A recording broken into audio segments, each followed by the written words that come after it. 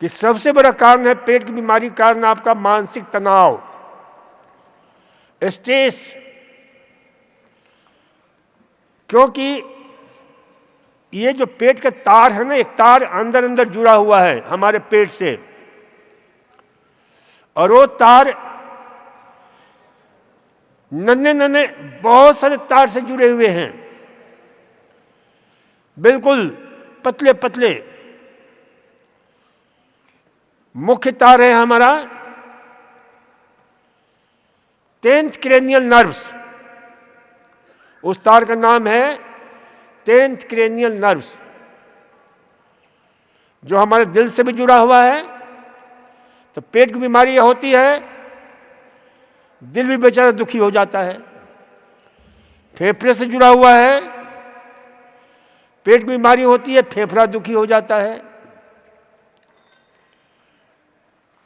और stomach, intestine, और उसके साथ बहुत सारे तार जुड़े हुए हैं।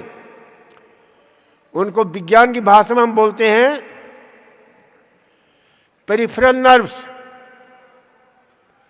ऑटोनोमिक नर्व्स, जो अपने आप काम करना शुरू कर देते हैं। जहां आप दुखी होते हो, जहां आप उत्तेजित होते हो, तो पेट के सारा काम अस्त व्यस्त होने लग जाता है। इसलिए पहला काम करो। इसलिए डॉक्टर जब दवाइयां दे देकर थक जाता है तो कहता है कि भाई तुम साइकियाट्रिस्ट से मिलो, किसी मनोवैज्ञानिक डॉक्टर से मिलो, मनोचिकित्सक से मिलो। लेकिन ये उसका समाधान नहीं होता है। कुछ दिन वो भी दवा खाते हो आप, फिर दुखी हो जाते हो। तो इसलिए ध्यान रखो कि अपने पहले मन को संभालना जरूरी है। और मन को संभालने के लिए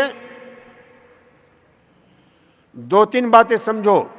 हमने आपको बीमारी के एक दिन कारण बताया था कि बहुत सारी बीमारी कारण क्या होता है।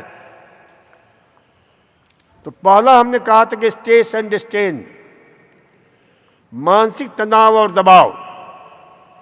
8S का फार्मूला दिया था, और 8S फार्मूला क्या था? पहला स्ट्रेस एंड स्ट्रेन, दूसरा साल्टी फूड, नमकीन आहार, तीसरा सुगरी फूड, खूब मीठी चीनी वाली आहार, चौथा स्पाइसी फूड, पांचवा जमने वाला चिकनाई, हाइड्रोजनेटेड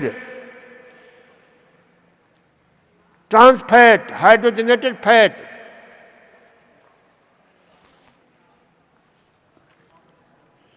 छठा स्मोकिंग, सातवां स्कॉच, और आठवां सेडेंटरी लाइफ, यानी